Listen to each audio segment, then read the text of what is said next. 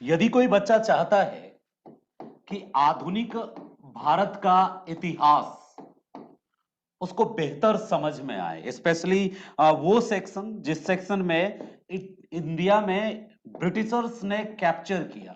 ठीक है, ज्यादातर दिक्कत देखो आधुनिक भारत के इतिहास की समझ अच्छी बनाने में समस्या कहां आती है। इसका खंड कितना है, 3 खंड में बटा है आधुनिक भारत का इतिहास, 4 खंड कहिए। एक खंड है वही जब मुगलों का पतन हो रहा था, वो पहला खंड है। ठीक है, मुगलों का पतन, ये आधुनिक भारतीय इतिहास का पहला खंड है। दूसरा खंड है देसी स्वायत्त, जो ऑटोनोमस स्टेटस वाले देसी राज्य थे, देसी रियासत थे, देसी रियासतों का जो राइज हुआ। ठीक है, वो दूसरा खंड है, देसी रियासतों का उदय। मुगल साम्राज्य का जब विघटन हुआ तो उस एक कोई बड़ा साम्राज्य टूटता है तो जाहिर सी बात है कि उसमें छोटे छोटे टुकड़े निकल के आएंगे।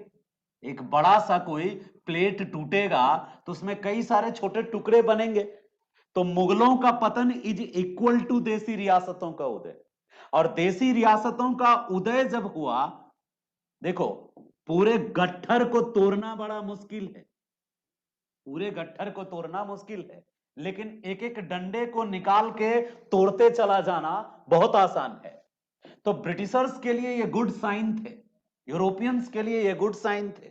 मुगलों का पतन उनके लिए एक शुभ संकेत था, देसी राज्यों का उदय उनके लिए शुभ संकेत था कि कोई बड़ी ताकत नहीं बची, ताकतें छोटी हो गई।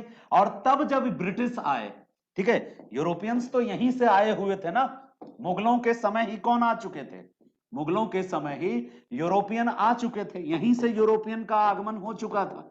यूरोपियन यानी वही डच, डेन, ब्रिटिश, फ्रांस। तो यूरोपियन का ऑलरेडी आगमन भारत में यही हो चुका था, लेकिन यूरोपियन ताकत में जब आए तो एक अलग खंड बन जाता है भारत में ब्रिटिश राज्य का भारत में या ब्रिटिश भारत का निर्माण। सीधा सा बात आप समझ लीजिए कि ब्रिटिश भारत का जो निर्माण हुआ, ब्रिटिश भारत का जो निर्माण हुआ वो अपने आप में एक स्टोरी है। ठीक है, और जब आप इन 3 सेक्शन से गुजर जाते हैं, मुगलों का पतन देख लेते हैं क्यों हुआ, देसी राज्यों का उद्भव देख लेते हैं कैसे हुआ, और फिर इन देसी राज्यों को एक एक करके टुकड़े में तोड़कर जब उस पर ब्रिटिश काबीज हो जाते हैं, तब आप देखते हैं कि इसका विरोध शुरू हुआ। और ब्रिटिश का जहां से विरोध शुरू हुआ वहां से एक अलग पार्ट शुरू होता है, स्वतंत्रता संग्राम का इतिहास। और जो स्वतंत्रता संग्राम का इतिहास है, बेसिकली इस संदर्भ में 1857 को प्रारंभ माना जाता है, जो कि नहीं है, इससे पहले से प्रारंभ हो चुका था, लेकिन नेशनल लेवल पर, अखिल भारतीय स्तर पर, ऑल इंडिया लेवल पर देखा जाए तो मानते हैं कुछ लोग 1857 को मानते हैं कि यह बिगनिंग था, यह शुरुआत थी। ठीक है, ये शुरुआत थी, और उससे लेकर के 1947 का जो 15 अगस्त आजादी का टाइम है उसको माना जाता है कि ये स्वतंत्रता संग्राम का इतिहास वाला सेक्शन है। ठीक है, और एक सेक्शन और भी है जिसको समझना बहुत जरूरी है, ये इसको बोलते हैं इंडिया आफ्टर इंडिपेंडेंस, यानी स्वतंत्रता प्राप्ति के बाद का इतिहास, जो मेनली जो प्रधानमंत्रियों का इतिहास है, प्रधानमंत्रियों का इतिहास कहिए, स्वतंत्रता प्राप्ति के बाद का इतिहास। इसमें मेनली जो देसी राज्यों का विलय वाला सेक्शन हो गया, या फिर जो डिफरेंट डिफरेंट जो संपूर्ण क्रांति वाला मूवमेंट हो गया, इंदिरा गांधी हटाओ वाला मूवमेंट हो गया, तो वो सब भी इसी का पार्ट है। ये कई बच्चे जो यूपीएससी वाले स्टूडेंट हैं इसके लिए ही रामचंद्र गुहा की पुस्तक पढ़ते हैं, रामचंद्र गुहा की पुस्तक पढ़ते हैं कई बच्चे इसी के लिए। और स्वतंत्रता संग्राम के लिए जो यूपीएससी वाले बच्चे हैं, यहाँ बिपिन चंद्रा को स्वतंत्रता संग्राम के लिए ही मेनली बिपिन चंद्रा की पुस्तक पढ़ते हैं। लेकिन मैं मानता हूं कि सबसे ज्यादा बच्चों का कमजोर पक्ष जो मैं मानता हूं, हो सकता है कि आप में से किसी का ये कमजोर ना हो, सबसे ज्यादा कमजोर पक्ष जो मेन पक्ष है, मुझे लगता है कि यही मेन पॉइंट है। चूंकि जैसा कि आप और हम सब जानते हैं कि आधुनिक भारत का इतिहास बेसिकली यूरोपियंस का, हिस्ट्री ऑफ यूरोपियंस है। आधुनिक भारत, जैसे प्राचीन भारत का इतिहास हिंदू राजाओं का इतिहास है, मध्यकालीन भारत इतिहास मुस्लिम शासकों का इतिहास है, उसी तरीके से modern history of India basically यूरोपियनों का इतिहास है, और उसमें भी ब्रिटिश का इतिहास है। तो ये सबसे ज्यादा महत्वपूर्ण भाग हो जाता है, और इस भाग को आप तभी समझ पाएंगे जब आपकी समझ इस पे ज्यादा बेहतर है, क्योंकि इन्हीं को एक एक करके तोड़ तोड़ के डाइजेस्ट करके ये बना है। ठीक है, ये ईंट है, देसी रियासत जो है ये ईंट है। इस ईंटों को जोड़ करके ही ब्रिटिश साम्राज्य की इमारत खड़ी हुई, इसलिए ये ईंट समझना बहुत जरूरी है, देसी रियासतों का उदय समझना बहुत जरूरी है। तभी हम ब्रिटिश भारत का निर्माण समझ पाएंगे, और तभी हम समझ पाएंगे कि स्वतंत्रता संग्राम आखिर शुरू क्यों हुआ। क्योंकि जब ब्रिटिश भारत का निर्माण हो गया, ब्रिटिश साम्राज्य का पार्ट बन गया भारत, तो यहां से शोषण की दास्तान शुरू हुई। कोई पराया जब आप पर अधीन कर लेता है, तो यहां से आर्थिक, सामाजिक और हर प्रकार के एक तरह से शोषण का, एक्सप्लॉयटेशन का एक परंपरा शुरू हुआ, सिलसिला शुरू हुआ। और जब लोगों को एहसास हुआ कि उसका एक्सप्लॉयटेशन हो रहा है, तब लोगों ने विद्रोह शुरू किया, और जब विद्रोह शुरू हुआ तो फिर क्रांति हुई, परिवर्तन आया, चेंजेस आए, और फिर इनका साम्राज्य समाप्त होकर फिर काले गोरों का साम्राज्य आया, काले अंग्रेजों का साम्राज्य आया। ठीक है, जो भी एक दीदी हैं कंगना दीदी, उनका कहना था कि आजादी 2014 में मिली, तो हम उन पे नहीं जाना चाहेंगे। कंगना दी का क्या इतिहास का समझ है, यूपीएससी की तैयारी वो की है या नहीं की है मुझे नहीं पता। तो ये स्वतंत्रता संग्राम का इतिहास, यहां से पीटी में बहुत क्वेश्चन आता है। हर एक कंपटीशन में ये दो सेक्शन से क्वेश्चंस ज्यादा आते हैं, ये दो सेक्शन है, ब्रिटिश भारत का निर्माण और स्वतंत्रता संग्राम का इतिहास। ज्यादातर बच्चे अपनी पूरी पूरी ताकत, पूरी शिद्दत इसी पे लगा देते हैं। क्या 1857 का विद्रोह से शुरू करते हैं पढ़ना? आप खुद अब जज करिए अपने आप को। आज एक बहन ने फोन किया था, आप में से किसी एक छोटी बहन ने, और उसने कहा था कि सर हम ऑप्शनल की तैयारी कर रहे हैं, और मेरे पास पुस्तक के रूप में ना सर केवल एनसीईआरटी है, तो इससे हो जाएगा ऑप्शनल का तैयारी? तो हम उस बहन, जो बहुत मासूम सवाल था, तो मैंने कहा बेटा पीटी जो होता है वो 12th के आधार पे होता है, और मेन का जो जीएस वाला सेक्शन है उसका आधार ग्रेजुएशन होता है। ठीक है, और जो मेन का ऑप्शनल वाला सेक्शन है उसका आधार एमए होता है। यानी यदि ऑप्शनल आपका कोई सब्जेक्ट है तो एमए लेवल का नॉलेज आपको उसमें होना मांगता है, यानी तभी विश्लेषणात्मकता आएगी। और यदि आप जीएस का आंसर लिख रहे हैं तो लगभग ग्रेजुएशन तक का आपके पास नॉलेज चाहिए। और यदि आप पीटी की तैयारी कर रहे हैं, चाहे कोई भी सब्जेक्ट हो, तो 12th लेवल का आपको आंसर चाहिए। तो जो एनसीईआरटी है वो 12th तक ही चलता है। ठीक है, आपको बता दें कि एनसीईआरटी जो है वो 12th तक ही चलता है, यानी एनसीईआरटी ओनली फॉर प्रीलिम्स के लिए है। बच्चा बहुत गलत तरीके से ले लेता है, मेन में वो काम क्यों दे देता है आपको, क्यों आखिर एनसीईआरटी मुख्य परीक्षा में भी आपको काम दे देता है, और कहां एनसीईआरटी मुख्य परीक्षा में काम देता है? तो ये ग्रेजुएशन वाला जितना भी चैप्टर है उसकी का कॉन्साइड मटेरियल ये है एनसीईआरटी, इसका एक आधार आपको दे देता है। लेकिन जीएस में एक बच्चा हमसे पूछ रहा था, सर जीएस में कम नंबर आता है क्यों? देखो, नंबर देने वाले को कोई शौक नहीं है कम नंबर देने का, तुम उस स्तर का लिखोगे ही नहीं तो वो रिस्क क्यों ले? कल को जांच बैठेगा और पूरा एक पैनल बैठेगा कि आपने इसको 10 में 8 क्यों दिया, तो किस आधार पे वो कहेगा कि मैंने इस बेसिस पे 10 में 8 दिया? तो तुम्हारे उत्तर का स्तर जो है वो बताएगा ना कि तुमको जीएस में कितने मार्क्स आएंगे। लाने वाले लाते हैं बहुत सारे 30 मार्कान, जीएस में भी एकदम डिस्टिंक्शन नंबर लाने वाले कई 30 मार्कान है। तो ज्यो ज्यो कंपटीशन का लेवल बढ़ रहा है, त्यों त्यों लोग अपने आप को अप टू डेट कर रहे हैं। पहले के लोग जो थे एनसीईआरटी से ही सब मार लेते थे, सब फतह कर लेते थे। तो आज भी वही सब परंपरा हल्ला मचा हुआ है। एनसीईआरटी पढ़ लो 10 से 12, 6 टू 12 एनसीईआरटी पढ़ लो 6 टू 12। भाई एक ही चाबी से सब ताला खोलोगे तो मान लो खुल जाए तो वो संयोग है। ठीक है, ग्रेजुएशन लेवल का चाहिए जीएस में आपको मटेरियल, कॉन्सेप्ट दिमाग में। अब इसीलिए तो आपको फिर वही आदमी जो कल तक आपको एनसीईआरटी पढ़ने कहता है, वही आदमी एक और ज्ञान भी देता है। पता है क्या देता है? कि आप इसको दो स्तर पे करें तैयार। एक आपका बेसिक स्तर है, और वो आपका फिर एडवांस के नाम पे आपको कुछ किताब पढ़ाता है। देखिएगा, आपको लक्ष्मीकांत पढ़ाता है जो एनसीईआरटी से थोड़ा अप है, वो आपको नितिन सिंघानिया पढ़ाता है, वो आपको विपिन चंद्रा पढ़ाता है, वो आपको रामचंद्र गुहा तक पढ़ा देता है। तो एक तरीके से आपको वो ग्रेजुएशन लेवल के एक्सप्लेनेशन वाली बुक में ले आता है। तो बेसिक द पीटी के लिए तो हर कोई पढ़ता ही है एनसीईआरटी।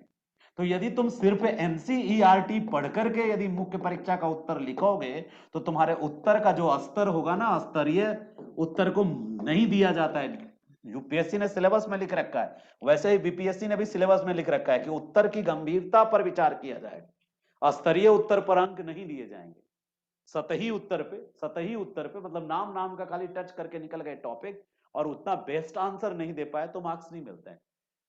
हम इतिहास की बात यदि करते हैं तो इतिहास में भी हमें वैसी ही समझ चाहिए होती है कि आप उसको कितना एनालाइज कर सकते हैं चीजों को अपने स्तर पे। और ना एक और बात है, अपने शब्दों में लिखने कहता है, यानी किताबी शब्द नहीं, औरों से थोड़ा भिन्न लिखने के लिए कहता है। तो अपने शब्द औरों से भिन्न शब्द ये तभी संभव है जब आपको उसकी समझ अच्छी हो गई। यदि मुगलों के पतन को आपने ठीक से समझ लिया और पतन के समय मुगल के जितने शासक थे उनके साथ घटी घटनाओं का अच्छा एक समझ विकसित कर लिया, तो आप अपने विचार से अपने स्तर पे भी सजा के उत्तर लिख सकते हैं, जो उत्तर ज्यादा बेहतर माना जाएगा। क्योंकि और लोग वैसा नहीं लिखेंगे, सबका समझने का तरीका अलग अलग होता है। एक ही टीचर सबको पढ़ाता है, कुछ छात्र टॉप कर जाते हैं और कुछ फेल हो जाता है, क्योंकि जो समझने का जो लेवल है ना, स्टैंडर्ड सबके ब्रेन का अलग अलग होता है। ठीक है, तो वो लेवल बढ़ाने के लिए हमने किया है। आज हमारा जो टारगेट है, हमने मॉडर्न के इस टारगेट को फिनिश कर दिया है, मुगलों के पतन को लगभग समझा दिया है। सिर्फ बचा क्या है उसमें, औरंगजेब की दक्षिण नीति बचा है, औरंगजेब का राजपूत नीति बचा है। तो वो जब मध्यकालीन, अभी मध्यकालीन पढ़ा के आना चाहिए था, लेकिन बच्चों के सलाह के चक्कर में मैं मॉडर्न में आ गया, तो हम मॉडर्न को भी वैसे ही पढ़ाने की कोशिश कर रहा हूं। तो हम एक बार पढ़ाएंगे मुगलों के पतन से रिलेटेड, वो औरंगजेब में दो नीति उसकी बसती है, बाकी तुमको फिर पूरा मुगल का पतन क्रिस्टल क्लियर समझ में आ जाएगा। आज देसी रियासतों के उदय को समझाएंगे और उदय के साथ साथ ये समझेंगे कि कैसे इसको इसने तोड़ डाला। यानी जो ईस्ट इंडिया कंपनी थी, उस कंपनी ने एक एक करके जो महत्वपूर्ण देसी रियासत थे, प्रिंसली स्टेट बाद में नाम पड़ा उसका, पहले वो ऑटोनोमस स्टेट्स थे। और ये ऑटोनोमस स्टेट्स जो राइज हुए थे ड्यू टू ये fall of decline of Mughal develop हुए थे। तो आओ शुरू करते हैं आज की ये सबसे ज्यादा इंपॉर्टेंट क्लास, देसी रियासतों का उदय। आप भी अपने कॉपी पेन रेडी रखिए और कॉपी पेन पे लिख लीजिए देसी रियासतों का उदय।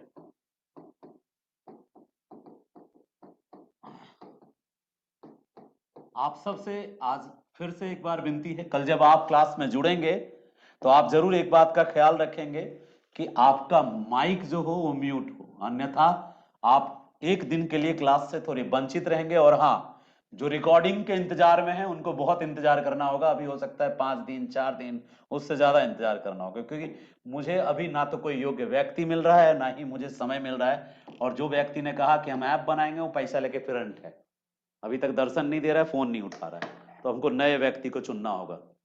दिल्ली में दगाबाजों की दिल्ली है, यहाँ पे बहुत ज्यादा फ्रॉड लोग हैं, हम बिहारियों की तरह वर्ड देने वाले लोग कम हैं यहाँ, तो बड़ी दिक्कत हो जाती है। तो एक दिक्कत ये भी है। चलिए शुरू करते हैं, नए स्वायत्त राज्य या देसी रियासतों का उदय।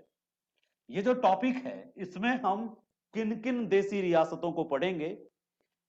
मुगलों के पतन के बाद मुगल साम्राज्य की कब्र पर,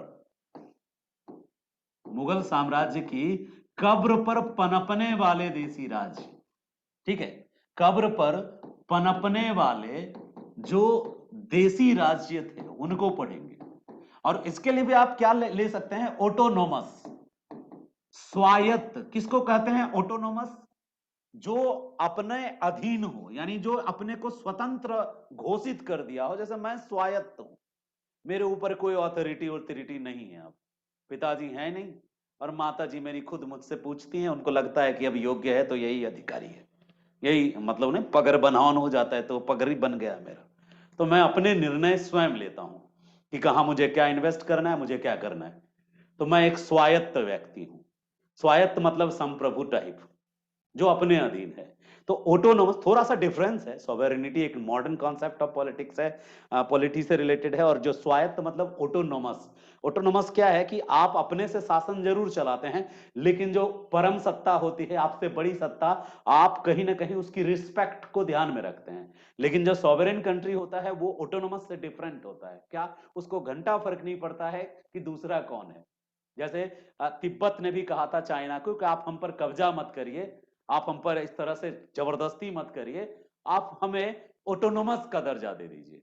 सो ऑटोनोमस मतलब रहेंगे आपकी ही बन के, ठीक है, लेकिन गुलामी की बेड़ी मत डालिए मेरे पैरों में कि मुझे सुसु पोट्टी भी जाना हो तो आपसे पूछ के जाएं, ऐसा नहीं चाहिए, ठीक है।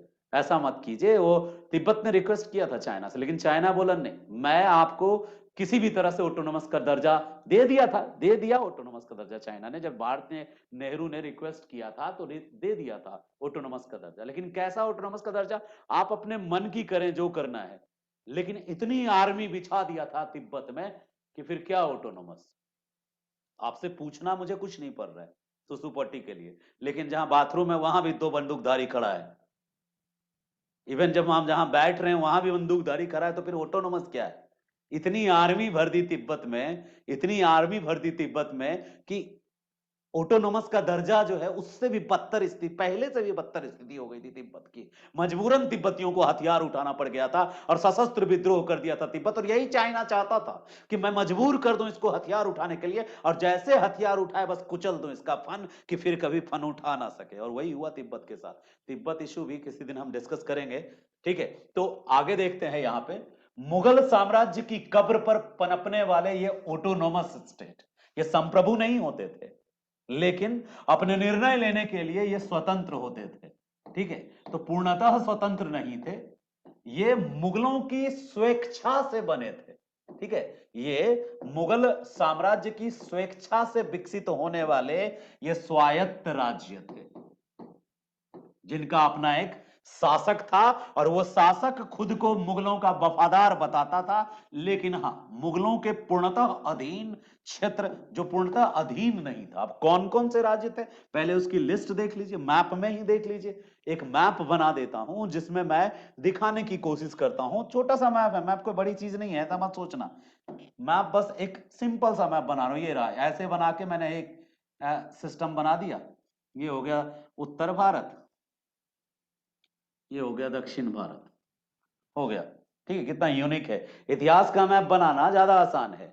दक्षिण भारत में असम के तरफ नहीं, लास्ट बॉर्डर जो था चिटगांव, आपने नाम सुना होगा चटगांव, ये बांग्लादेश का एक जगह है चटगांव। यहाँ कभी शस्त्रागार लूटा था अंग्रेजों के जमाने में, चटगांव शस्त्रागार। तो चटगांव तक था औरंगजेब का साम्राज्य इधर। और जो नॉर्थ ईस्ट वाला रीजन था उधर मुगल सैनिक नहीं जीत पाए थे। जो सेवन सिस्टर वाला रीजन था उसको मुगल जीत नहीं पाए थे, यहीं तक था मुगलों का साम्राज्य। और इधर दक्षिण में भी ज्यादा दूर तक, तो साउथ का जो रीजन था ना, इसका कुछ रीजन नहीं जीत पाया था। ये जो तमिलनाडु, केरल, कर्नाटका रीजन है, उसको वो नहीं जीत पाया था।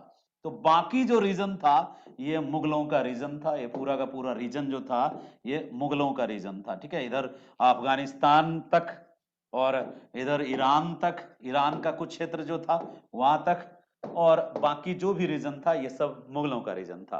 अब मुगलों के इस रीजन में ही जब कमजोर पड़ गई केंद्रीय सत्ता, तो जब केंद्रीय सत्ता कमजोर पड़ी ना, तो कौन कौन सा क्षेत्र आजाद हुआ वो दिखलाने की कोशिश कर रहा हूं। पहला जो क्षेत्र आजाद हुआ वो था अवध, जो अभी आप अयोध्या वाला रीजन देख रहे हैं। हम आपको पूरा इसका बॉर्डर बताएंगे, कहां से कहां तक अवध था, ठीक है। कहां से कहां तक अवध वाला रीजन था, ये अवध मान लीजिए। एक पहला पॉइंट हो गया अवध। अवध ऑटोनोमस बना था। ऑटोनोमस का मतलब एक तरीके से शासक हुआ अवध का, लेकिन ये शासक इनको रिस्पेक्ट देता था, यानी कुछ बड़े निर्णय लेगा तो इनसे पूछ के लेगा। और यदि कभी जरूरत पड़ेगी मुगल सरकार को, तो ये मुगल सरकार को सैनिक सहायता देगा। इसी मोहब्बत में ये एक आजाद देश बना था। अवध के बाद दूसरा इंपॉर्टेंट था मैसूर। जो ये रीजन मैं बता रहा हूं ये भी इसी के रीजन में आएगा, मैसूर, ठीक है। मैसूर जो था ये भी उसी तरीके का स्वायत्त क्षेत्र बन गया था। मैसूर क्षेत्र, ये अवध हो गया। मैसूर यानी आधुनिक कर्नाटक, मैसूर यानी आधुनिक कर्नाटक, अवध यानी आधुनिक यूपी। जो अभी का यूपी का जो पूर्वी पार्ट है वो रीजन जो है वो हो गया बेसिकली अवध और मैसूर। और तीसरा था पंजाब, ये वाला रीजन जो था यहाँ पे, ये रीजन जो था ये पंजाब रीजन था। ये भी काफी विस्तृत क्षेत्र में पंजाब ने अपने को डेवलप कर रखा था। ये पंजाब था, ये भी स्वतंत्र घोषित हो गया मित्रवत तरीके से। ठीक है, पंजाब, पंजाब में पश्चिमी पंजाब और पाकिस्तान वाला पंजाब और हिंदुस्तान वाला पंजाब दोनों शामिल था। इसके अलावा निजामुल मुल्क ने जो एक बनाया था पूरा का पूरा ये क्षेत्र, बहुत बड़ा क्षेत्र बनाया था, वो था हैदराबाद। ठीक है, हैदराबाद। तो निजामुल मुल्क का ये क्षेत्र हैदराबाद भी जो है, देखो कैसे बिल्कुल पेन पटिया लग गया मुगल साम्राज्य में। पहले एक छत्र राज्य था, अब ये लोग छोटे छोटे स्वतंत्र हो गए। हैदराबाद, एक एक करके इन सबको अभी हम पढ़ने वाले हैं। तो हैदराबाद हो गया। एक इसी के बगल में एक छोटा सा क्षेत्र था रुहेलखंड। ठीक है, रुहेलखंड, रुहेलखंड ये छोटा सा क्षेत्र था, ये भी अलग हो गया। रुहेलखंड के अलावा राजपूत वाला जो रीजन था, ये वाला पूरा रीजन, ये राजपूतों का जो रीजन था ये भी अलग हो गया। तो राजपूत वाला क्षेत्र, राजपुताना, वही मेवाड़ मारवाड़ वाला क्षेत्र, मालवा वाला क्षेत्र, रुहेलखंड वाला क्षेत्र।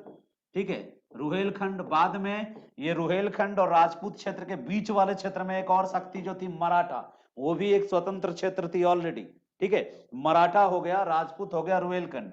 ये जो रीजन था ये रुहेलों का क्षेत्र था। और जो रीजन बच गया ये रीजन जो व्हाइट कलर से मैं अभी बना रहा हूं, ठीक है, कलर ही कर देता हूं इसको थोड़ा अलग कलर से, ये हो गया मराठा। जो ये कलर है ये कौन सा शक्ति हो गया, मराठा।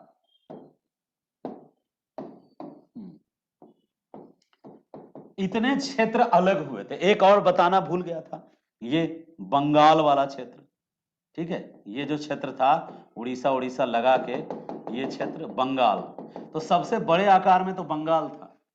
तो बंगाल, अवध, पंजाब, राजपूत और कर्नाटक, हैदराबाद, रुहेलखंड, ये सारा रीजन आजाद हो गया।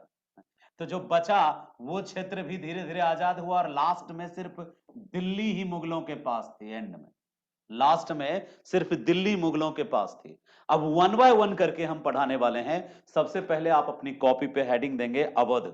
सबसे पहले हम अवध आपको पढ़ाएंगे, ये सारे अभी पढ़ने वाले हैं आज की क्लास में। ठीक है, अवध एक नंबर पे अभी सबसे पहले पढ़ेंगे, फिर हैदराबाद को पढ़ेंगे, ठीक है, मराठे को पढ़ेंगे, मैसूर को पढ़ेंगे, पंजाब को पढ़ेंगे। जो ज्यादा इंपॉर्टेंट है उसको ज्यादा लार्ज करके पढ़ेंगे, जो कम इंपॉर्टेंट है उसको छोटा सा पढ़ेंगे। अच्छा, इनसे क्या मेन में कोई क्वेश्चन बन सकता है? चांसेस कम है। तो फिर क्यों पढ़ें? इनके बिना बाकी के क्वेश्चंस का अच्छा आंसर नहीं लिख पाएंगे। इनकी समझ पीटी के लिए जरूरी है, इनकी समझ बाकी आंसर्स, मॉडर्न का आंसर लिखने के लिए जरूरी है। कौन वाले हिस्से का मॉडर्न आंसर? इस वाले हिस्से का स्पेशल मॉडर्न आंसर, और इस वाले हिस्से का, इससे क्वेश्चंस जो कम आते हैं लेकिन इससे ज्यादा आते हैं, तो इससे जो क्वेश्चन आएंगे उसको समझने के लिए ये जरूरी है। 565 देशी राज्य हो गए थे बाद में धीरे धीरे, 565 देशी राज्य हो गए थे बाद में धीरे धीरे, और इन देशी राज्यों को बनाने में अंग्रेजों का बहुत बड़ा रोल था। कैसे मैं बताऊंगा। तो सबसे पहले अवध पढ़ लीजिए। ठीक है, हेडिंग दे लीजिए आप लोग अपने कॉपी पे, अवध। अवध के बारे में सबसे पहले इसका ज्योग्राफिकल इंट्रोडक्शन दे दूं कि इसका बॉर्डर कहां से कहां तक था, यानी इसकी सीमा कहां से कहां तक थी, ठीक है, सीमा या विस्तार कहां से कहां तक था, यह समझना सबसे पहले जरूरी है। फिर संस्थापक कौन थे इसके, किसने इसकी स्थापना की, किसने इसको स्वतंत्र करवाया, ठीक है, संस्थापक लिखना था। और उसके बाद फिर इससे जुड़ी घटनाएं लिखनी है, स्पेशली कौन सी घटनाएं, मुगलों के साथ जो घटना घटी वो, और अंग्रेजों ने इस पे अधिपत्य कैसे किया, यानी ब्रिटिश ने इसको कब्जे में कैसे लिया, अंग्रेजों द्वारा अधिपत्य। 4 सेक्शन पे आपको अपनी समझ बनानी है कि कैसे कैसे अंग्रेजों ने इस पे अधिपत्य किया, कैप्चर कैसे किया ब्रिटिशर्स ने, इवेंट्स कौन से थे जिनसे ये जुड़ा था अवध। एक इवेंट्स तो बताया था ना, वो जब वो नादिर शाह अटैक किया था तो उस टाइम पे इसी ने सलाह दिया था, अवध के ही जो शासक थे उसने सलाह दिया था कि काहे 50 लाख में मान जा रहे हो, अरे पगले, खजाना मांगो, पूरा का पूरा खजाना। तो ये सारी चीजें हम आज डिस्कस करेंगे अवध से रिलेटेड। देखिए, अवध में पहला पॉइंट है, एक शहर हुआ करता है कन्नौज। नाम सुना होगा, यूपी वाले जो होंगे वो और ज्यादा बेहतर जानते होंगे अवध के बारे में। इसका बॉर्डर समझिए, पश्चिम में कन्नौज से लेके पूरब में कर्मनासा नदी तक। यानी कि याद रखने वाले पॉइंट्स हैं भाई, बहुत जरूरी है याद रखना, ठीक है। पश्चिम में कन्नौज से लेके, यही ये शहर बड़ा ऐतिहासिक शहर है कन्नौज, ठीक है। इसके लिए ही त्रिराष्ट्रीय संघर्ष हुआ था कन्नौज को लेके। और जो कनिष्क था, कनिष्क, उसने भी इस शहर पे बहुत दिनों तक राज किया, और अब एज ए कैपिटल कनिष्क ने भी इसको यूज किया था कन्नौज को। तो कन्नौज काफी फेमस रहा है। पश्चिम में कन्नौज और पूरब में, ठीक है, पूरब में, ईस्ट एंड वेस्ट याद रखना है, पूरब में, ईस्ट में और वेस्ट में, तो पूरब में कर्मनासा नदी तक।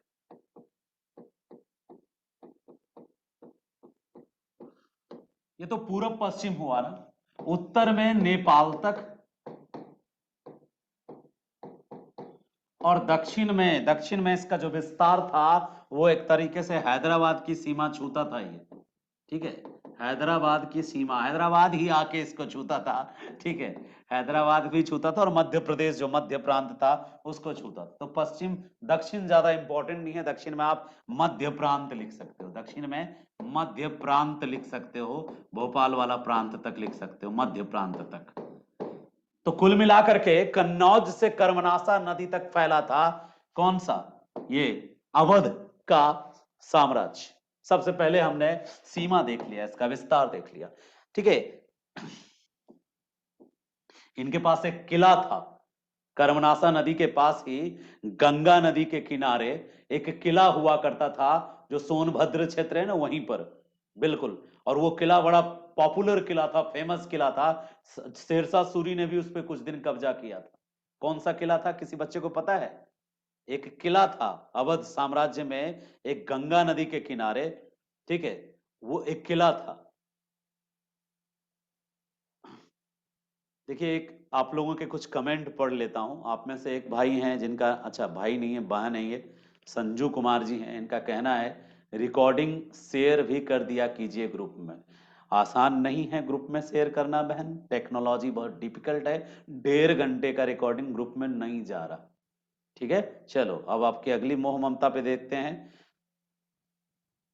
चलिए, चंदन गुप्ता जी का फीलिंग है, इसे बाद में देख लेंगे, रिकॉर्डिंग हो रहा है, ठीक है। चलिए ठीक है, अगले पॉइंट पे जाते हैं। तो ये सीमा विस्तार था। अब थोड़ा चर्चा करते हैं। हमने एक किला पूछा है, किसी ने दिया क्या आंसर? बहुत सही, बहुत सही। कई सारे अच्छे बच्चे हैं क्लास में, ठीक है। तो एक बच्चा लिख रहा है चुनार का किला, ठीक है, चुनार, बिल्कुल बिल्कुल, चुनार का किला, कई बच्चे लिख रहे हैं। वो एकदम गंगा नदी के किनारे है, और कभी भी अवध के साम्राज्य का वो एक बेहतरीन किला माना जाता है। संस्थापक कौन थे? संस्थापक की बात करें यदि, स्वतंत्रता की घोषणा कब की थी अवध ने? समझ बनाइएगा, याद रखिएगा, पीटी में काम आएगा। इन्होंने 1722 में घोषणा की थी। अवध ने 1722 ईस्वी में, 1722, जो भी कोई घोषणा करेगा स्वतंत्र होने का, याद रखना औरंगजेब के बाद ही करेगा। औरंगजेब के पहले किसी की औकात नहीं थी कि वो चू चाय चाय चू कर ले, ठीक है। औरंगजेब औरों तो औरों, अपने बेटे तक को भी नहीं छोड़ता था। 50 साल तक लगातार राज किया औरंगजेब ने, और इतना खौफनाक था औरंगजेब, 70 वर्ष की उम्र में भी एक लेटर भेज देता था ना अपने बेटे के पास, तो बेटा थर थर करता था। वही मुअज्जम, शहजादा मुअज्जम, उसको जेल में डाल के रखा था 15 साल तक। गलती क्या थी? उसकी छोटी सी गलती थी, शहजादा मुअज्जम की बड़ी छोटी सी गलती थी। उसकी गलती थी कि उसको लगा कि मेरा बाप अब बूढ़ा हो गया है, सठिया गया है, अब इसको गद्दी छोड़ देना चाहिए। 50 साल तक कोई गद्दी पे बैठता है क्या? हाँ, ये क्या सरकारी नौकरी है? सरकारी नौकरी भी 30 साल के बाद रिटायरमेंट होता है, ये बुढ़ा रिटायर ही नहीं ले रहा है। खुद बेटा 50 साल का होने का हो गया, अब पप्पा अभी गद्दी से उतर ही नहीं रहे हैं, तब की करेगा बेटवा? इसका बेटा था मुअज्जम, इसने कोशिश करी, षड्यंत्र करी कि पप्पा को गद्दी से उतार के अपन बैठे। और पप्पा कौन थे भाई? हैरू गैरू पप्पा थे नहीं, औरंगजेब आलमगीर थे पप्पा। पप्पा को जैसे पता चला कि मेरा ही बेटा मेरे खिलाफ से मेरी मिल्ली मेरी बिल्ली मुझे ही मियाओ, निपटा दिया, पकड़ के जेल में डाल दिया, अपना बेटा को जेल में डाल दिया। और ऐसा वैसा नहीं, एकदम कड़ी सजा, पोस्ट कुटवाया। थर थर करते थे उसके डर से उसके बेटे, 50 की उम्र में भी, 50 साल का बेटा थर थर करता, 70 साल का बाप। इतना इतना खौफ था औरंगजेब का, जिसके खौफ से उसका 50 साल का बेटा थर थर कांपता हो, तो अवध की क्या औकात की वो कहे कि हम आजाद होंगे। याद रखना, ये सब जो डायलॉग है तुम्हारे दिमाग में गूंजेगा। तो 1722 में, 1722 में संस्थापक यानी स्थापना हुई। इसने अपनी स्वतंत्रता की घोषणा की, स्वतंत्रता की घोषणा अवध ने 1722 में की, ठीक है। और घोषणा की किसकी सहमति से? किसकी सहमति से? मुगल बादशाह की सहमति से, ठीक है। मुगल बादशाह की सहमति से घोषणा की। और जिसने संस्थापना की उसका नाम था शहादत खां बुरहान मुल्क। उसका नाम क्या था? वो एक वजीर था, एक आमिर था मोहम्मद रंगीला जो था, मोहम्मद शाह उसके शासनकाल में। और उसका 1722 में मोहम्मद शाह नहीं था कोई, अभी हम बताते हैं उसके शासनकाल में। हाँ, मोहम्मद शाह ही था। तो मुगल सम्राट मोहम्मद शाह के शासनकाल में ही तो सब कुछ हुआ था। कल की क्लास में हम पढ़े थे, तो कल से कनेक्ट कर लेते हैं। मोहम्मद शाह के शासनकाल में ईरानी गुट का ईरानी सिया गुट का अमीर था ये। दो तीन नाम क्या था इसका? सआदत खां। सआदत खां नाम था इनका। सआदत खां बुरहान मुल्क पूरा नाम था। इसने सुसाइड कर लिया था। सआदत खां बुरहान मुल्क जो थे, ये संस्थापक थे। याद रखने वाली पॉइंट है कि ये संस्थापक थे। सआदत खां बुरहान मुल्क कौन थे? ईरानी गुट के, ईरानी में भी सिया वाले गुट के आमिर थे। हम सबको पता है ईरानी, तुरानी और हिंदुस्तानी। वो जो नादिर शाह आया था वो भी ईरानी था। और नादिर शाह से निकटता बनाने के लिए इसी गद्दार ने निकटता दिखाई। सआदत खां बुरहान मुल्क जो था, इसी गद्दार ने निकटता दिखाई। इसी ने ये मुल्क, सआदत खां बुरहान मुल्क, ईरानी गुट का सिया आमिर था ये, और यही था संस्थापक। और किसके काल में ये स्वतंत्र घोषित किया अवध को? वो था मोहम्मद शाह रंगीला। रंगीला इसलिए क्योंकि थर्ड जेंडर का एक मंडली बना के उसके साथ मौज मस्ती मारता था, नाचता गाता था ये मुगल सम्राट। मस्त इंसान था, ठीक है। तो मोहम्मद शाह के शासन काल में, मुगल बादशाह मोहम्मद शाह के शासन काल में, सआदत खां बुरहान मुल्क जो ईरानी गुट का आमिर था, अपने प्रभाव से 1722 में अवध को एक स्वतंत्र राज्य के रूप में स्थापित कर लिया। मुगलों की देखरेख में, मुगलों की सहमति से। मुगलों की सहमति थी, इसीलिए इसको स्वायत्त नाम देंगे, स्वायत्त राज्य। यहां तक की कहानी हमको लगता है सबको समझ में आया होगा, ठीक है।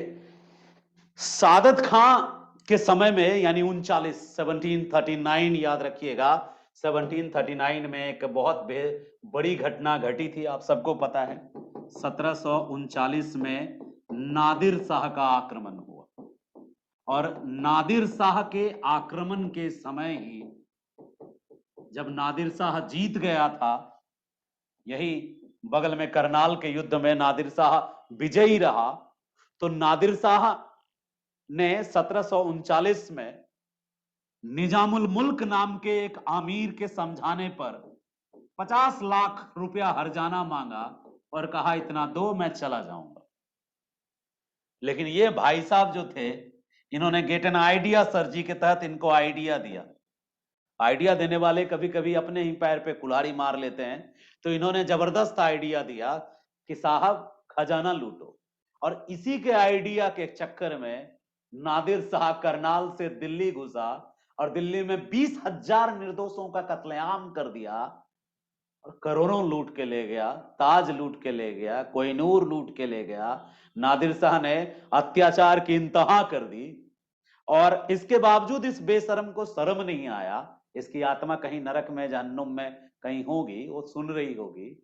इसने उसके बावजूद क्या किया, जाके ऑफर मांगा कि आइडिया हम ही दिए थे ना सर जी, तो हमको 20 करोड़ देते। लेकिन 20 करोड़ क्या मिलेगा इसको? 20 करोड़ वाला भेद भी खुल गया, सब लोगों को पता चल गया कि यही आइडिया दिया था। इससे इसको ना, इसका जो सेल्फ रिस्पेक्ट था उसको धक्का लगा, अपमानित महसूस किया। और जब ये अपमानित महसूस किया बहुत ज्यादा, तो फिर सदा के लिए सो गया, विष पी करके आत्महत्या कर लिया बेचारा। कायर था, नीच था, जहन्नुम में आत्मा जले इसका। वो 20,000 लोग जो निर्दोष मरे, इसी कुत्ते के कारण मरे। ठीक है, तो सआदत खां बुरहान मुल्क विष पी के आत्महत्या कर लिया 1739 में। क्यों? उसने नादिर शाह को सजेशन दिया था कि पागल हो जो 50 लाख लोगे, सीधे दिल्ली आओ और बादशाह का खजाना ले जाओ और उसमें से मुझे भी 20 करोड़ दो। यहां तक आपको याद रहेगा। लेकिन अब मेन कहानी शुरू होती है। ये तो सिर्फ एक तरीके से इंट्रो था अवध का। अब हम अवध में 3 चीज पढ़ेंगे कि सआदत खां के बाद अवध का क्या हुआ, उसके बाद कौन शासक आए। एक का नाम बहुत सुनते हैं, वाजिद अली शाह, शाहों में शाह वाजिद अली शाह, जो नवाब थे। ठीक है, वाजिद अली शाह गजब नवाब थे, बेहतरीन नवाब थे। चर्चे हैं साहब के, बहुत बेहतरीन चर्चे हैं कि उनको चेस बहुत पसंद था और चेस पे दिन भर बैठे रहते थे और चेस खेलते खेलते ही सारे डिसीजन लिया करते थे।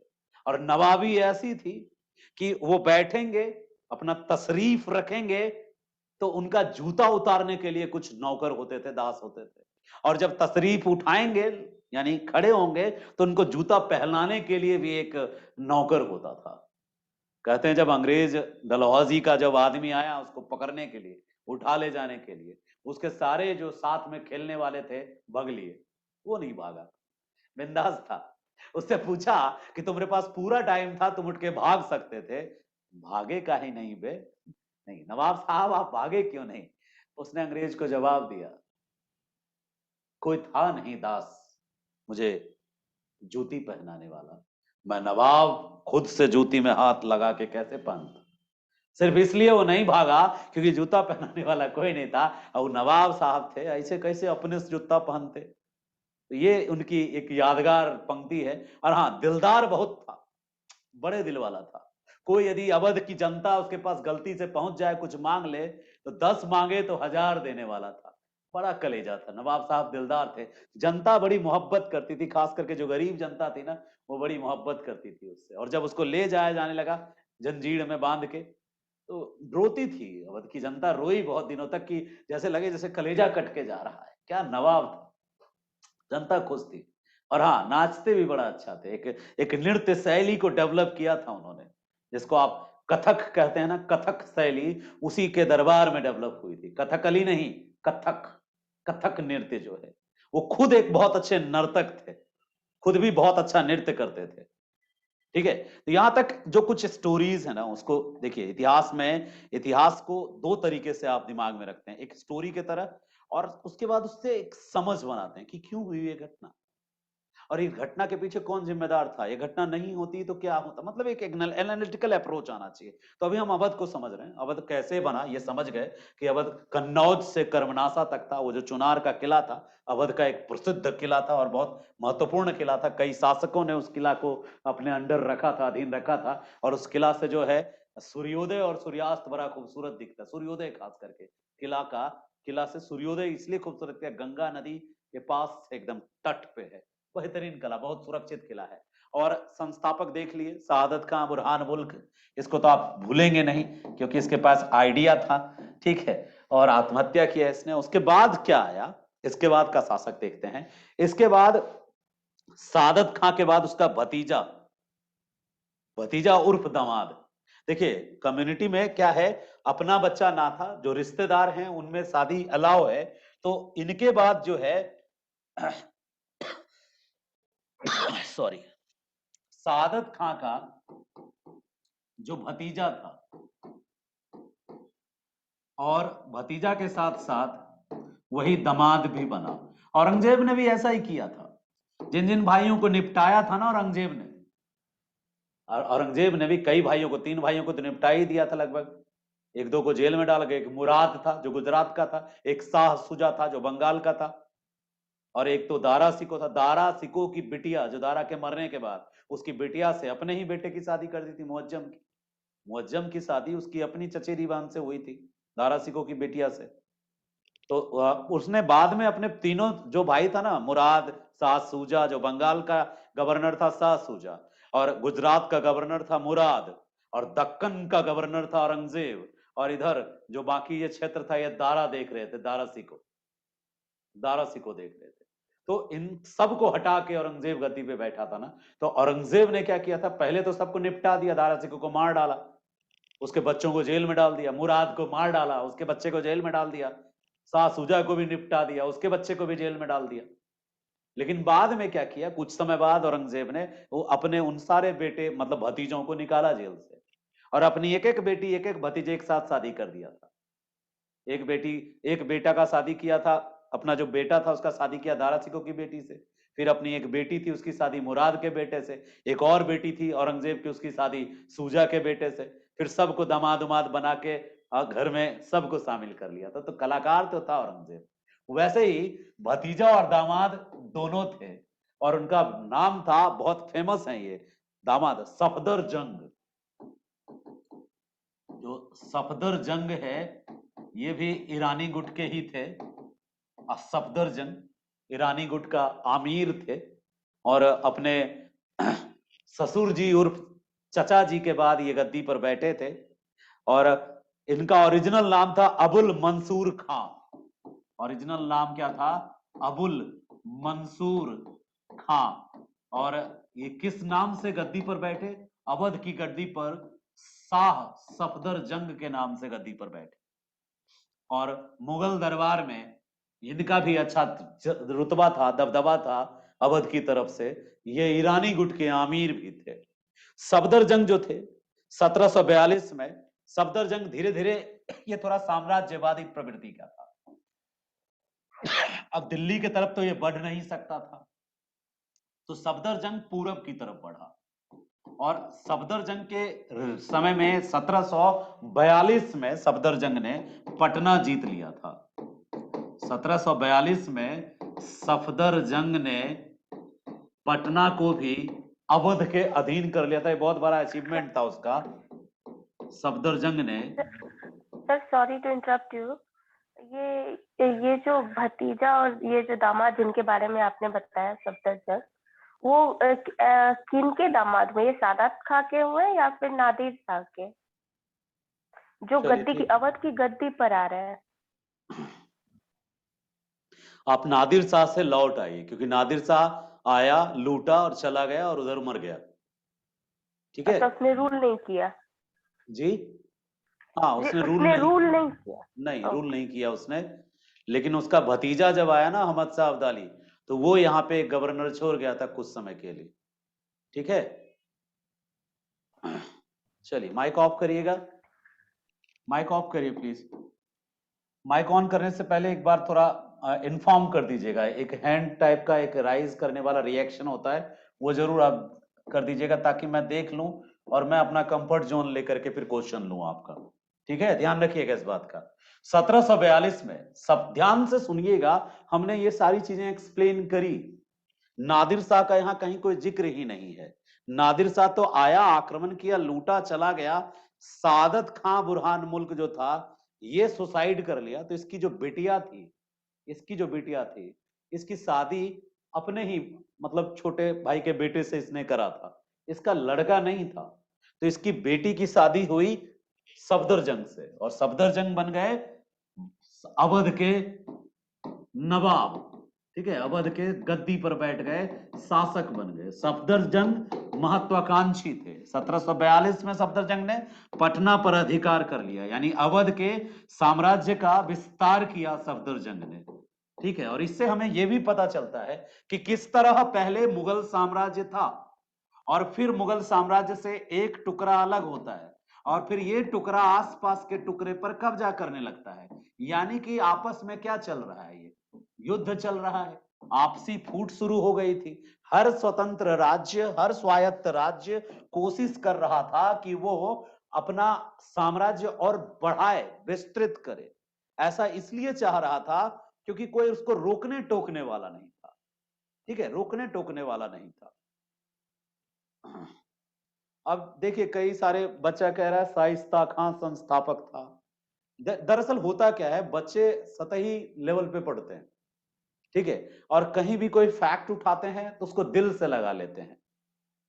मोहम्मद शाह के टाइम पे जो एस्टैब्लिश किया बहुत क्लियर कट है, 3-4 किताबों में लिखा है।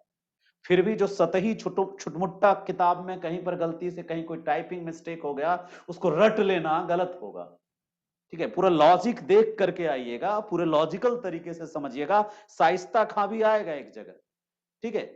इतिहास में सबसे ज्यादा डर पता है किस बात का लगता है बच्चों से हमें, कि बच्चा गाय का सिंग भैंस में और भैंस का सिंग गाय में ना कर दे। इधर उधर मिक्सअप हो जाएगा ना फैक्ट, तो बड़ा दिक्कत होगा, ठीक है। चलिए हम उस पर भी बात करेंगे कि किसको हराया, सफदरजंग। 1742 में सफदरजंग ने कुछ समय के लिए, ज्यादा समय नहीं, कुछ समय के लिए पटना पर अधिकार किया था, ठीक है। और जब हम बंगाल पढ़ाएंगे तो बता देंगे कि पटना पर उस समय किसका कब्जा था, क्योंकि पटना उस समय बिहार की राजधानी नहीं, बंगाल का एक हिस्सा था, एक शहर था, एक नगर था, ठीक है। तो अब आगे चलते हैं, पहले ये पढ़ लेते हैं। सिस्टमैटिक तरीका अपनाना होगा, और सिस्टमैटिक तरीका क्या है कि एक क्रम से पढ़ो। अवध पढ़ रहे हो ना, तो पूरी तरह से पहले क्या पढ़ लो, अवध ही पढ़ लो। जब तुम अवध पढ़ लोगे तो इससे कई सारी कहानियां जुड़ेंगी, जो जो जुड़ेंगी उसमें से जो कहानी आगे हमें ऑलरेडी पढ़ना है उसके लिए दिमाग मत भटकाओ, ठीक है। और जो कहानी खत्म हो चुकी, पीछे पढ़ चुके हैं, उसको जोड़ के हम खुद बताएंगे कि लास्ट में पढ़ा था ना नादिर शाह, वो यहां जुड़ता है। पेशेंस रखो, ध्यान से सुनो और कोशिश करना इन कहानियों को क्लास के बाद लिख डालो एक बार। जो जो तुमको समझ में आया, जो पॉइंट समझ में आया, एक क्लास नोट्स रेडी करो। यूपीएससी स्टूडेंट बनो और क्लास नोट्स रेडी जरूर करना, ठीक है। और फैक्ट के पीछे मत भागना ज्यादा ना, जो करेक्ट है हम चेक करके ही आपको बता रहे हैं, ठीक है। और जहां गलती होगी, जैसे तुम लिख रहे हो तो ये सारे कमेंट मैं बाद में पढ़ता हूं, उसको जरूर जज करके आपको बताऊंगा। अगले पॉइंट पे ध्यान देना। 1744 में मोहम्मद शाह ने प्रथम वजीर नियुक्त किया अपना। इसको, सफदरजंग को कुछ समय के लिए वजीर भी बनाया गया, ठीक है। और जब सफदरजंग वजीर बना मोहम्मद शाह का कुछ समय के लिए, तो बड़ा पद मिल गया, अवध के तरफ से ये वजीर बन गए। और वजीर एक बड़ा पद होता है, प्रधानमंत्री का पद होता है। जैसे ही ये वजीर पद पे आए, संजोग से उसके बाद 1748 में अहमद शाह अब्दाली के साथ लगातार मुगलों का युद्ध हुआ। और ये जो मुगलों का युद्ध हुआ, एक इधर मुगलों का युद्ध अहमद शाह के साथ हुआ और दूसरा उधर नॉर्थ ईस्ट के तरफ मणिपुर के तरफ भी हुआ, ठीक है। दोनों युद्ध में, अहमद शाह अब्दाली वाले युद्ध में सफदरजंग ने साथ दिया था मुगल का, और मणिपुर में जो उत्तर की तरफ विस्तार करना चाहता था ये अपना साम्राज्य, मोहम्मद शाह के जो वजीर थे और जो उसके मीर बख्शी थे, मतलब मोहम्मद शाह के समय पे भी वो चाहते थे कि साम्राज्य विस्तार हो, तो एक युद्ध हुआ था मणिपुर का युद्ध। इन दोनों युद्धों में सफदरजंग ने मदद की थी उसकी। और सम्राट जो अहमद शाह थे, उन्होंने मोहम्मद शाह के बाद जो सम्राट आए, अहमद शाह, याद रखना, मोहम्मद शाह रंगीला के बाद कौन आया, अहमद शाह, उसने भी इसको वजीर बनाया। दो मुगल शासकों के अंडर ये वजीर बनकर रहे सफदरजंग, तो एक बड़े प्रभावशाली आमिर के रूप में थे, ठीक है। अब सफदरजंग के बाद कौन आए, सफदरजंग के बाद जो अवध का क्षेत्र था, लगातार ये सफदरजंग मुगलों के साथ इंगेज रहे, अवध लिमिटेड रहा, और 1754 में सफदरजंग की मृत्यु हो गई। हम अवध पे फोकस कर रहे हैं। 1754 में सफदरजंग की मृत्यु हो गई। तो फिर सफदरजंग के बाद अवध में कौन आए? सिर्फ अवध पर ध्यान केंद्रित करना, मन भटकाना मत, क्योंकि इतिहास से ज्यादा गहरा कोई नहीं है, कोई सब्जेक्ट नहीं, इसमें फैक्ट ही फैक्ट है। तो फैक्ट को कहानी की तरह बना के पढ़ते हैं, और कहानी को एक गुच्छे की कहानी को एक में पढ़ो। पहले अवध पढ़ रहे हो ना, तो अवध तुम्हारे दिमाग में बैठ जाना चाहिए कि कैसे बना अवध। ठीक है, स्वायत्त राज्य के रूप में अवध कैसे बना। फिर अगला सफदरजंग आए, तो उसके काल में सफदरजंग लंबे समय तक, दो शासकों के समय तक, एक मोहम्मद शाह के समय भी, ठीक है, रंगीला के समय भी, और उसके बाद जो अहमद शाह बने उसके समय में भी, दोनों के टाइम पे वजीर रहे। दो युद्धों में मदद करी मुगल सम्राट की, ठीक है, दो युद्ध में मदद किया इसने। 1754 में इसकी डेथ हो गई, मृत्यु हो गई। और जब सफदरजंग की मृत्यु हो गई, फिर अवध की गद्दी पर कौन बैठा? हम अवध को अंग्रेज तक ले जाएंगे और वाजिद अली शाह तक ले जाके खत्म करेंगे हम कि कैसे ये अवध मिल गया। ज्यादा लंबा चौड़ा नहीं खींचेंगे। अब जैसे ही मरे ये, ठीक है, कौन, जिसकी बात मैं कर रहा हूं, सफदरजंग मरे, तो सफदरजंग के मरने के बाद ऐसे ही चलेगा इतिहास की क्लास, 2 दिन, एक दिन फैक्ट और तीसरे दिन उस पर क्वेश्चन सेट और फिर उसका फॉर्मेट, क्वेश्चन फॉर्मेट, और उसका मॉडल आंसर लिखने का तरीका बताएंगे, और वो आप लिखने की कोशिश करेंगे। अभी यदि आप नहीं लिख पाते हैं तो कोई बात नहीं, आपको नोट्स भी मिल जाएगा, लेकिन आफ्टर पीटी हम इन्हीं सिलेक्टेड क्वेश्चनों की प्रैक्टिस कराएंगे जो क्वेश्चंस अभी मैं क्लास में करवाता जा रहा हूं। ठीक है, 4 सेक्शन में बांटा ना, 5 सेक्शन में, तो वो पांचों सेक्शन करवाऊंगा। अभी एक्सप्लेन कर रहा हूं, ध्यान से सुनते जाओ, क्लास नोट्स भी बनाओ और कुछ नोट्स भी मिलेंगे आपको। ठीक है, अभी नहीं, इस मंथ के बाद से मिलना शुरू होगा, यानी जनवरी से नोट्स मिलने शुरू हो जाएंगे। और उस नोट्स का सिस्टमैटिक तरीके से पीडीएफ रखे रहना। जैसे ही पीटी होता है उसको प्रिंट आउट करा के निकाल के रेडी रखना है, और फिर हम सेट प्रैक्टिस यानी कि क्वेश्चन आंसर राइटिंग प्रैक्टिस करेंगे, सेट नहीं, आंसर राइटिंग प्रैक्टिस। तो चलो आगे बात करते हैं। यहां तक हमने जो नोट्स बनाया आपके साथ डिस्कस कर लिया। सफदर के बाद उसका उत्तराधिकारी उसका पुत्र बना सुजाउद्दौला। ये वही थे अवध के नवाब जो मीर कासिम के साथ युद्ध में भाग लिया था। सफदर के बाद कौन बैठा, ये बहुत इंपॉर्टेंट पॉइंट है इसका। इसके बाद सुजाउद्दौला बैठे गद्दी पर। सुजाउद्दौला, इसी ने उस शाह आलम द्वितीय को गलत सलाह दिया था। सुजाउद्दौला, सुजाउद्दौला अवध के नवाब बने। कब बने ये याद रखना है। अब तक में मात्र 3 लोग आए, सफदरजंग, उसके पहले सआदत खां, ठीक है, और उसके बाद सुजाउद्दौला। सुजाउद्दौला कब बने नवाब, तो जाहिर सी बात है 54 में मरेंगे ये, इनके मरते ही यही बनेंगे। तो 54 में उनकी मृत्यु के बाद उसका पुत्राधिकारी कौन बना, 1754 में सुजाउद्दौला बना। सुजाउद्दौला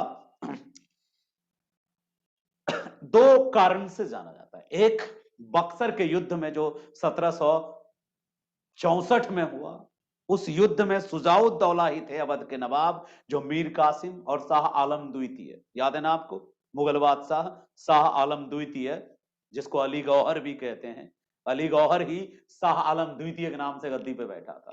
तो इनके काल में, शाह आलम के काल में, ये दोनों मिल करके शाह आलम के साथ मिलके 1764 में जो बक्सर का युद्ध हुआ था उसमें शामिल हुए और उसमें बर्बाद भी हुए। बक्सर के युद्ध में शामिल हुए थे, और अकेले शामिल नहीं हुए थे, हम तो डूबेंगे सनम तुमको भी ले डूबेंगे वाली बात थी, अली गौहर को साथ लेके डूबे थे।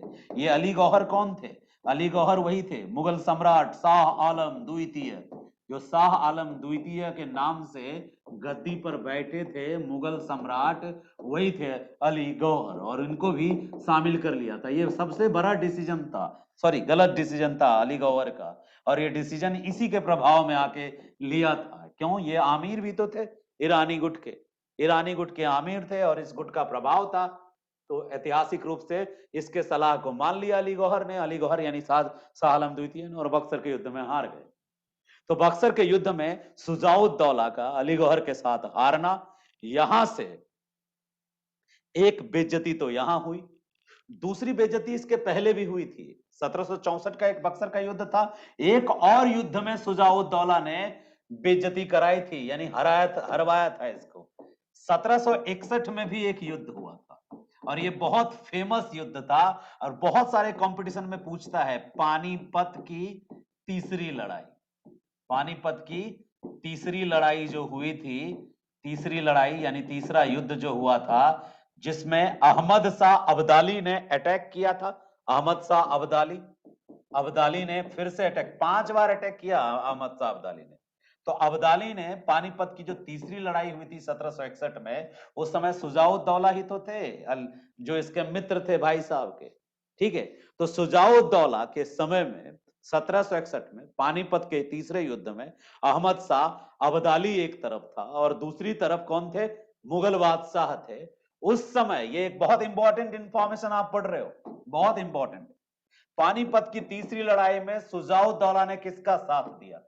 शुजाउद्दौला ने इसमें मुगल सम्राट से अलग अहमद शाह अब्दाली का साथ दिया था। क्यों? ईरानी ईरानी भाई भाई, अहमद शाह अब्दाली का साथ दिया था। पूर्वज भी गलती किया था और ये भी गलती किया था। ये बहुत इंपॉर्टेंट पॉइंट है। 1761 में लड़े गए जो पानीपत का तीसरा युद्ध था, उसमें शुजाउद्दौला ने अहमद शाह अब्दाली का साथ दिया था और अहमद शाह अब्दाली जीत गया था। और जब अहमद शाह अब्दाली जीत गया तो शुजाउद्दौला का इसका बड़ा लाभ मिला था और शुजाउद्दौला की प्रतिष्ठा थोड़ी बड़ी थी, क्योंकि अहमद शाह अब्दाली जब अपने नवाब गवर्नर नियुक्त कर जा रहा था, अपना मीर बख्शी अपना नियुक्त कर जा रहा था, सेनापति और वजीर नियुक्त कर जा रहा था, यहाँ पे नवाब नियुक्त कर जा रहा था, तो उसमें इसका भी बहुत बड़ा रोल था। इसने जिसको चाहा उसको बिठा दिया था मुगल पर। तो कुछ समय के लिए मुगलों पर इसका भी प्रभुत्व प्रभाव स्थापित हो गया था ड्यू टू अहमद शाह अब्दाली। तो एक लास्ट पॉइंट ये शुजाउद्दौला वाला याद रखना। उसके बाद फिर शुजाउद्दौला की जो बेइज्जती हुई वो बक्सर के युद्ध में हुई। यहां से बक्सर के युद्ध में 64 में बक्सर के युद्ध में शुजाउद्दौला हार गया और हारने के बाद फिर संधि हो गई, ठीक है। 1765 की संधि हो गई और संधि जब हो गई तो खत्म हो गया यहीं से। अवध का अगला नवाब कौन बना? इसके बाद शुजाउद्दौला की मृत्यु के बाद अवध का अगला नवाब कौन बना? देखो, सादत खान द्वितीय, यानी ये फिर से एक व्यक्ति आया जिसका नाम था सादत खान। और सादत खान जो थे अवध का अगला नवाब बने और ये 1764 के बाद से, सॉरी 64 नहीं 68 होगा, 1768 से लेकर के 1814 तक, 1768 से 1814 तक कौन नवाब बना? सादत खां। सादत खां के नाम से नया नवाब बना अवध का। और इसी नवाब ने, देखो एक नाम के दो व्यक्ति हो सकते हैं, घबराना नहीं कि ये पुराना वाला मर के फिर जिंदा, वो तो जहर खा के मर गया था। इसी ने सहायक संधि करी अवध के तरफ से। सहायक संधि करने वाला जो नवाब था वो सादत खां था। सादत खां ने सहायक संधि क्या थी? सहायक संधि वो संधि थी जिस संधि के तहत जब कोई शासक एक बार सहायक संधि कर लेता था तो वहां का जो एडमिनिस्ट्रेशन था, उसकी सुरक्षा, उसकी सब कुछ, भाड़े का सैनिक अंग्रेज देते थे उसको। तो सादत खां कमजोर नवाब था, तो इसने अवध की रक्षा के लिए सहायक संधि करी, सहायक संधि की अंग्रेजों से। और अवध को अंग्रेजों ने दिल्ली और बंगाल के बीच में एक बफर स्टेट के रूप में यूज किया। अवध को बफर स्टेट के रूप में अंग्रेजों ने यूज किया जब सादत खान ने, ये नए वाले सादत खान द्वितीय हैं, इसने जब सहायक संधि कर ली। कब की सहायक संधि? एक्चुअल डेट मुझे अभी याद नहीं है, 1768 के बाद की, यानी बक्सर के युद्ध के बाद जो इलाहाबाद की संधि हुई थी, उसके बाद, बक्सर के युद्ध के बाद यानी इलाहाबाद की संधि के बाद काफी समय बाद, ठीक है, यानी 68 के बाद किया था। सादत खान जब नवाब बना उसके बाद बना किया उसने सहायक संधि। और सहायक संधि के बाद बफर स्टेट के रूप में अवध यूज किया जाने लगा। और जब, ठीक है, बफर स्टेट के रूप में, बफर स्टेट किसको बोलते हैं? जब एक तरफ इधर बंगाल, दूसरी तरफ इधर दिल्ली और बीच में कौन? अवध। तो बीच वाला जो स्टेट है इस पर अंग्रेज इसलिए प्रभाव बना के रखा ताकि इसके तहत वो दिल्ली को और मराठों को प्रभावित कर सके। तो ये काफी समय तक, लंबे समय तक अवध जो है बफर स्टेट बनकर रहा। और उसके बाद जब तब तक ये रहा बफर स्टेट जब तक मराठों पर अंग्रेजों ने पूर्ण नियंत्रण नहीं स्थापित कर लिया। जब अंग्रेजों ने मराठों पर पूर्ण नियंत्रण स्थापित कर लिया, क्योंकि सबसे ज्यादा डर अंग्रेजों को मुगलों से नहीं था, अंग्रेजों को डर मराठों से था, क्योंकि कुछ समय के लिए मराठा मुगलों को भी कठपुतली बना चुके थे, मैंने आपको बताया था। तो एक्चुअल पावर मराठों के हाथ में थी, ठीक है, मराठों के हाथ में थी। इसलिए अंग्रेज ने सबसे पहले बंगाल जीतने के बाद अंग्रेजों ने मराठों को टारगेट किया, और मराठे को अंदर से खोखला करते करते करते करते जब पूरा नियंत्रण मराठा पर अंग्रेज का हो गया, तब उसने अवध को कहा कि अब तुम घोषणा कर दो कि तुम अब मेरे अधीन हो। और ये जो घोषणा हुई, अंतिम नवाब थे वाजिद अली शाह, और वाजिद अली शाह जो थे ये 1847 से ये 1814 तक थे। सादत खां 1814 तक थे। और उसके बाद एक और आए बीच में, एक और नवाब आए, और अंतिम नवाब जो थे उनका नाम याद रखना, उनका नाम ज्यादा चर्चित है, वाजिद अली शाह नाम है, ठीक है, वाजिद अली, अली में ये शाह, वाजिद अली शाह ये अंतिम नवाब है। इनके बारे में पहले स्टोरी बता दी मैंने।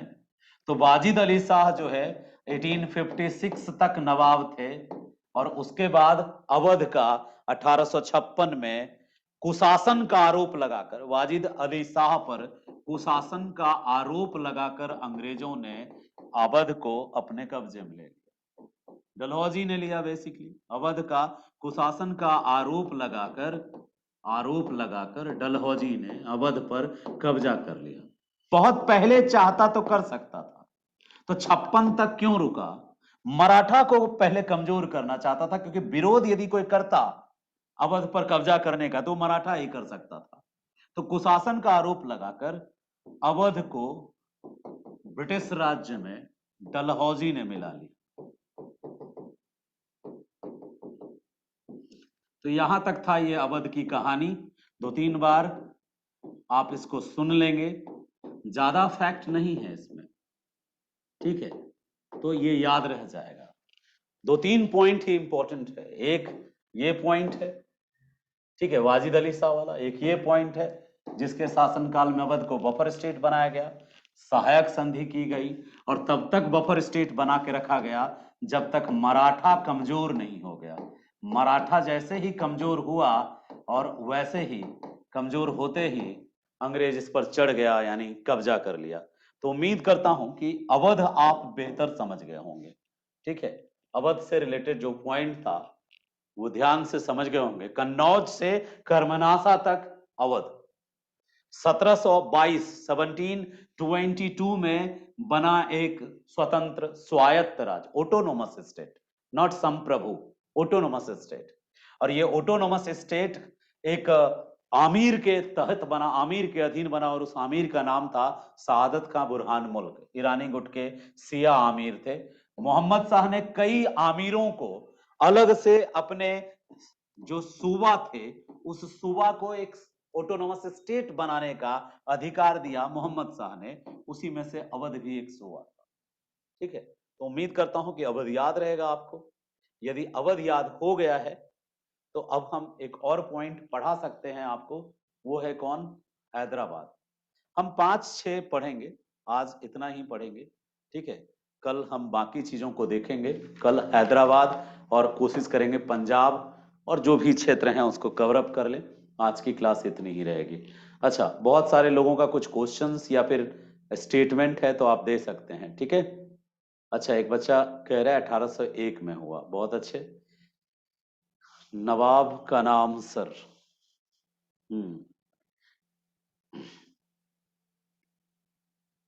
इसके जस्ट बाद बंगाल पढ़ाऊंगा मैं आपको, ठीक है।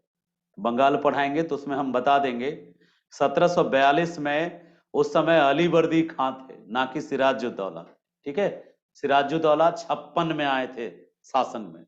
56 के पहले अली वर्दी खां नाम के नवाब हुआ करते थे बंगाल के, तो अली वर्दी खां के अधीन होंगे। और हाँ, गवर्नर हो सकते हैं वो पटना के या इस पास के। सिराजुद्दौला से कोई नहीं छीन सकता पटना। सिराजुद्दौला अपने आप में एक महान वॉरियर थे, तो उससे तो बिल्कुल आप चिंता ना करें। जी पूछिए, जिनका क्वेश्चन है फटाफट पूछिए। सर सबसे पहले जी सर मैं ये बोल रही थी कि इसमें आपने ये मीर जाफर के बारे में बताया नहीं। मीर जाफर भी तो नवाब बने थे। देखो, आप पहले, सबसे पहले तो ये समझ लो कि हमने अभी 1 मिनट पहले एक बात की थी कि कई बच्चे ऐसे होंगे जो गाय का सींग भैंस में या भैंस का सींग गाय में करने लगेंगे। कारण है कि उनके पास अभी नॉलेज का अभाव है। जी सर। नवाब मतलब ऐसा नहीं है, बंगाल के नवाब अलग थे, जो मीर जाफर थे या मीर कासिम थे, वो बंगाल के नवाब थे। हम बंगाल अभी नहीं पढ़ रहे हैं। उसके बाद माइक ऑफ रखिए, हम अभी अवध पढ़ रहे हैं। लोग बंगाल सब पढ़ लेते हैं, अवध को उतना डिटेल में नहीं पढ़ते। अवध के बारे में बस 2 चीज पढ़ते हैं लोग। क्या? अवध पर कुशासन का आरोप लगा के अंग्रेजों ने हड़प लिया, अवध के अंतिम नवाब बाजिद अली शाह। और एक और पढ़ते हैं, अवध के नवाब शुजाउद्दौला, और वो बक्सर के युद्ध में भाग लिए थे। इसके अलावा कोई नहीं पढ़ता अवध के बारे में। ठीक है, मैंने अभी अवध पढ़ाया, सिर्फ अवध। तो ये सारी कहानी अवध की थी। अवध के भी जो हेड थे वो नवाब ही कहलाते थे। बंगाल के जो हेड थे वो नवाब ही कहलाते थे। कल हैदराबाद का पढ़ाऊंगा तो उसके भी जो हेड होंगे, मालिक होंगे, वो नवाब ही कहलाएंगे।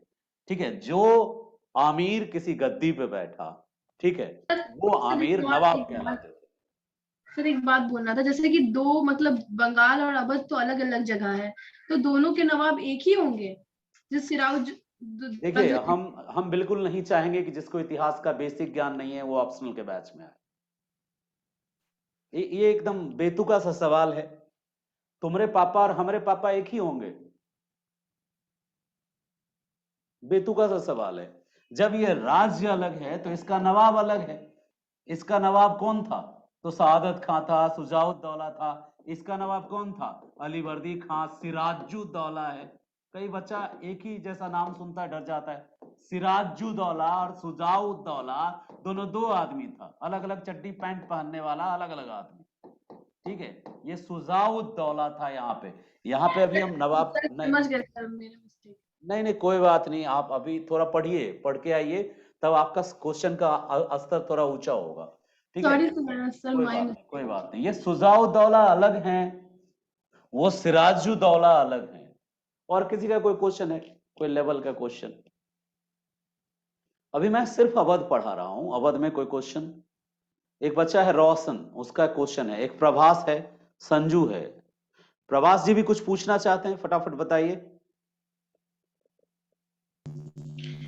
सर बफर स्टेट के बारे में थोड़ा समझाइएगा। जी बिल्कुल समझ बिल्कुल। नहीं देखिए, बिल्कुल डरना नहीं है इस बात के लिए। बफर शब्द का मतलब क्या होता है पता है आपको? बफर मतलब होता है बीच में। मेरे और तुम्हारे दरमियान यदि कोई है तो वो बफर जोन है, जिससे तुम भी शेयर कर लेते हो बात, हम भी शेयर कर लेते हैं। तो दिल्ली और बंगाल के बीच में, बंगाल पर चूंकि अंग्रेज था तो उसके बीच में बफर जोन था। जैसे आप मान लीजिए कि यहां नेपाल का बॉर्डर खत्म होता है और यहां से यूपी शुरू होता है और बिहार शुरू होता है। ठीक है, तो बिहार और नेपाल का वह एरिया जो दोनों के को जोड़ता है, वो कौन सा जोन कहलाएगा? बफर जोन कहलाएगा। तो कोई दो के बीच का जोन बफर जोन कहलाता है, दो के बीच का क्षेत्र बफर क्षेत्र कहलाता है, दो के बीच का स्टेट बफर स्टेट कहलाता है। तो एक तरीके से देखा जाए तो अवध जो था वो इधर, अवध जो है बंगाल, और बंगाल के इधर कौन था? दिल्ली। ठीक है, दिल्ली यानी मुगल जो था, और इधर मराठा। इन सब के बीच में अंग्रेजों को एक बफर जोन दे रहा था। बफर जोन मतलब पहला झटका यदि अब आएगा भी, मराठा अटैक भी करेगा या दिल्ली कुछ करेगा तो पहले किस पर करेगा? अवध पे करेगा, तब बंगाल तक आंच पहुंचेगी। यानी बीच वाले को कहते हैं बफर। चलिए, संजू कुछ कहना चाहती हैं, पूछिए। जी सर। सर इससे रिलेटेड कोई एक क्वेश्चन दे सकते हैं सर, जो अभी मेंस अभी के हमने लिए? कुछ देर पहले बेटा बोला था, शायद आपने ध्यान नहीं दिया होगा। मैंने बोला था ये पॉइंट कि अभी जस्ट बोला था कि इससे सिर्फ आपको पीटी में मदद मिलेगा। और हाँ, इससे जाकर के मुख्य परीक्षा में प्रश्न बनेगा। ज्यादातर मुख्य परीक्षा के प्रश्न इससे बनेंगे और ज्यादातर पीटी के क्वेश्चन यहां से आएंगे। तो इससे प्रश्न जो बनेगा कंबाइंड प्रश्न बनेगा। कुछ देर पहले बोला था, आपने ध्यान नहीं दिया। हाँ जी सर, मैं सुनी थी तो मुझे लगा कि कोई शायद कोई कुछ बात बन सकता है जी। इसमें। चंदन जी, कोई नहीं सर। आपका कोई सवाल है? Good evening sir. Good evening. Sir मैंने पढ़ा था कि एक आसफुद्दौला भी वहाँ का नवाब बना था, जो लखनऊ को अपना राजधानी बनाया था और जी जी वहाँ जी, इमामबाड़ा भी बिल्कुल बनवाया बिल्कुल था। बिल्कुल सही कहा आपने। हम क्या किए, एक बीच में गैप करके आगे बढ़ गए, क्योंकि वो व्यक्ति जो है उतना जो यूपी स्पेशल पढ़ेंगे ना वो जरूर डिटेल में पढ़ेंगे, लेकिन मुझे लगा कि ये जो 1814 के बाद बीच में हमने गैप कर लिया, सीधे 1856 पहुंच गए। ये जो 1856 वाला दायरा है ना, ये यानी कि जो हम जिसका नाम ले रहे हैं सुजाउद्दौला और ये वाजिद अली शाह, ये 1847 में बैठे थे गद्दी पे। तो 1847 से पहले और 1814 के बीच में दो नवाब आए, 2 से 3 नवाब आए हैं इसके बीच में। तो आपने जिस नवाब का नाम लिया, उन्होंने राजधानी क्या बताया आपने? एक पॉइंट अभी सर आपने आसफुद्दौला जो लखनऊ को राजधानी बनाया और वहाँ इमामबाड़ा बनवाया था। जी बिल्कुल, वो इन्हीं के बीच में आए थे, उनकी वही अचीवमेंट है। अभी मैं बेसिकली पॉलिटिक्स बता रहा हूं कि कैसे ब्रिटिशर्स ने इन छोटे छोटे देसी रियासतों को किस तरह से हैंडल किया। तो मैं पॉलिटिकल कंडीशंस बताने की कोशिश कर रहा हूं। बीच में मैंने एक दो नवाब मिस कर दिया, क्योंकि वो हमको लगा कि उतने ज्यादा इंपॉर्टेंट नहीं है इस पॉइंट ऑफ व्यू से। ठीक ओके है, सर, ओके सर। मेन मेरा पर्पस था कि आज मैं 2-3 देसी राज्य पढ़ाऊंगा, तो जो बहुत महत्वपूर्ण बिंदु था उसी को हाईलाइटेड किया, क्योंकि इस सेक्शन से मुख्य परीक्षा में प्रश्न बनने की संभावना कम है। इससे प्री में कुछ क्वेश्चन बन सकता है। और आपका वो पॉइंट बड़ा इंपॉर्टेंट था कि अवध की राजधानी लखनऊ करी, क्या नाम था उस नवाब का? कमेंट सेक्शन में लिखिएगा जरा नवाब का नाम, मैंने नोट्स में बनाया नहीं है उसको, तो मैं नोट डाउन करूंगा। चंदन जी से बात हो रही ना अभी? और कोई सर बच्चा है सर जिसका? आसफुद्दौला था सर वो। अच्छा, राजपूतौला, thank you so much brother. और किसी के कोई प्रश्न है क्या, किसी भाई बहन के? Ring of fence, Ashish ji का एक क्वेश्चन है, रिंग फेंस पॉलिसी जैसा हुआ। जी बिल्कुल बिल्कुल सही सोचा आपने, रिंग फेंस पॉलिसी। दरअसल फेंसिंग का मतलब है घेरा डालो वाला नीति, तो उस पर हम बात करेंगे। एक बच्चा और लिख रहा है, पटना किसके अधीन था 1742 में? मुर्शीद अली खां। जो सिराजुद्दौला, अलीवर्दी खां और उसके पहले का सीरीज था। कल बंगाल पढ़ाऊंगा ना आपको ईयर वाइज, बंगाल में एक भी शासक मिस नहीं करूंगा, क्योंकि बंगाल और बिहार का इतिहास एक ही है। तो कल मैं आपको बंगाल पढ़ाऊंगा सबसे पहले, देन मैं आपको पढ़ाऊंगा हैदराबाद। ज्यादा बड़ा पॉइंट बंगाल के पास ही है, हैदराबाद के पास बहुत मिनिमम पॉइंट है। तो कल आपका ये डाउट क्लियर हो जाएगा, ठीक है? चलिए, अभी मैंने अवध पे फोकस किया था और कोशिश किया आपको अवध समझाने की। याद हो जाए तो ज्यादा अच्छा है, नहीं हो पाए तो कोई बात नहीं, ठीक है? ध्यान दीजिएगा। चलिए, कल मिलते हैं आपसे।